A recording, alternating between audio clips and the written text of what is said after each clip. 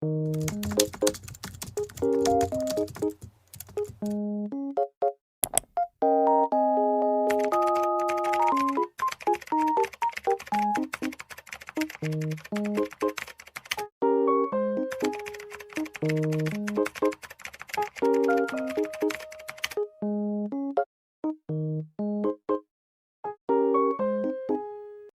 buat Kakak Tasya, terima kasih Kak atas kehadirannya pada malam hari ini, atas untuk mini webinar yang telah kami perbuat hari ini. Jadi di sini kita akan melakukan webinar tentang bagaimana LKP kursus menjahit. Nah, mini webinar ini akan dibawakan oleh rekan saya. Bagaimana pembelajaran yang paling efektif menurut Kakak yang dapat digunakan dalam menjahit? Khusus menjahit. Jadi menurut saya pelajaran yang paling efektif pada saat menjahit itu kalau misalnya kita lagi dikasih tuh kayak pola atau lagi diajarin entah itu dari caranya pola sih dari awal pola gitu, itu kan itu ada yang kayak dia cuman dituliskan aja, dia cuman menjelaskan aja. Nah yang biar efektif itu dengan cara kita ngelakuin juga, jadi nggak cuman kayak ngejelasin aja, ya kita ngejelasin, mencatat juga kan, baru sama ngelakuinnya, jadi kan efektif gitu, jadi bisa lebih tahu lagi, nggak cuman dari menjelaskannya aja gitu.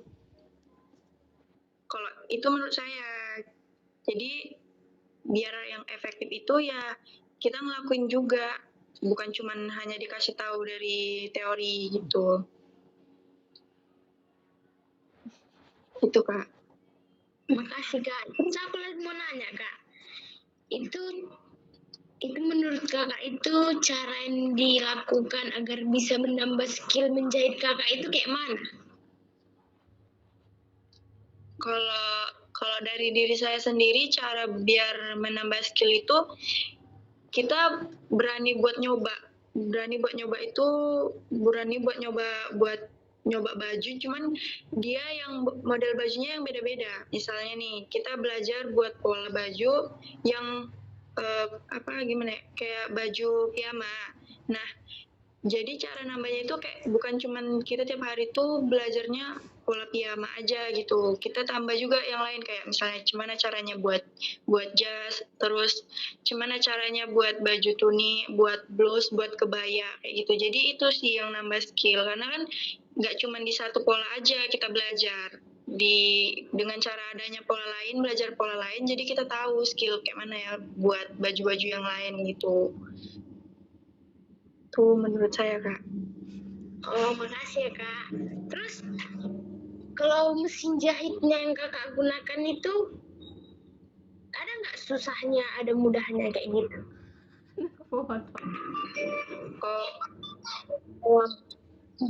Kalau mesin jahit yang saya gunakan itu kan dia mereknya Singer ya.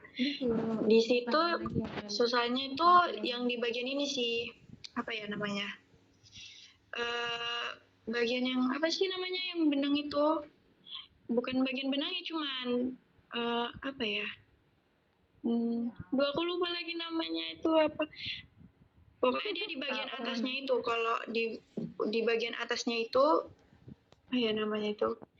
Di situ dia kadang mau kan lepas-lepas. Cuman kalau misalnya kita setel, ya enggak. Gitu. Mesin jahit sih nggak ada mudahnya juga. Ada nggak susahnya ngajarinnya Kak? Atau mereka kurang paham kayak gitu? Oh ada.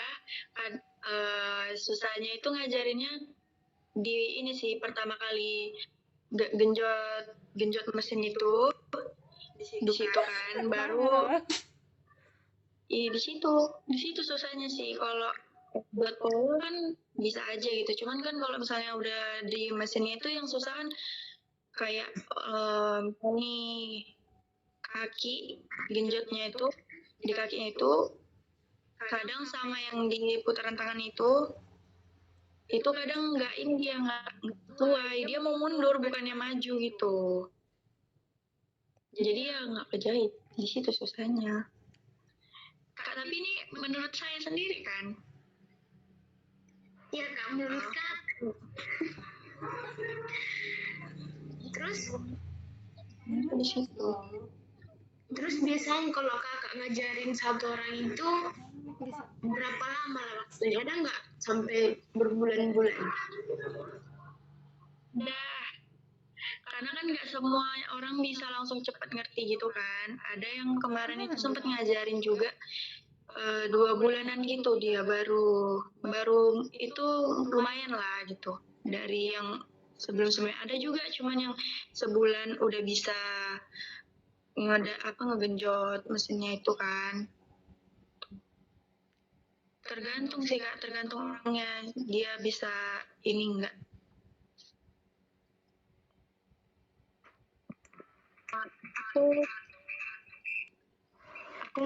Aku mau nanya Kak. Oh iya. Saya Nurul Ramadila, izin bertanya, menurut Kakak apa aja manfaat penggunaan teknologi dalam proses menjahit itu? Ya, banyak manfaatnya. Kita bisa dapat keuntungan juga kayak kita promosi nih barang atau jahitan kita.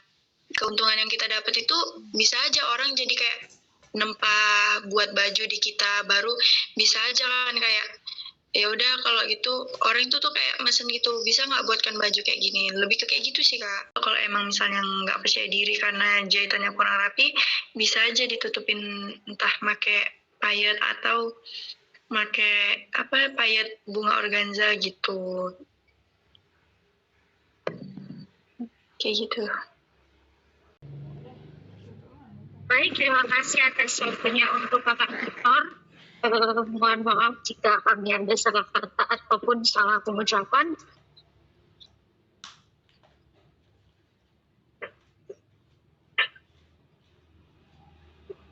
Bila ada saran dari Kakak Tutor, boleh Kakak Tutor bilangkan kepada teman-teman dan kepada kami semua yang ada di sini.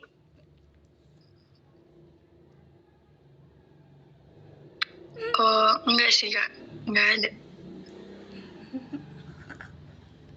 Baik, terima kasih banyak atas partisipasi teman-teman dan untuk Kakak Tutor juga terima kasih banyak atas ilmu yang sudah diberikan kepada kami.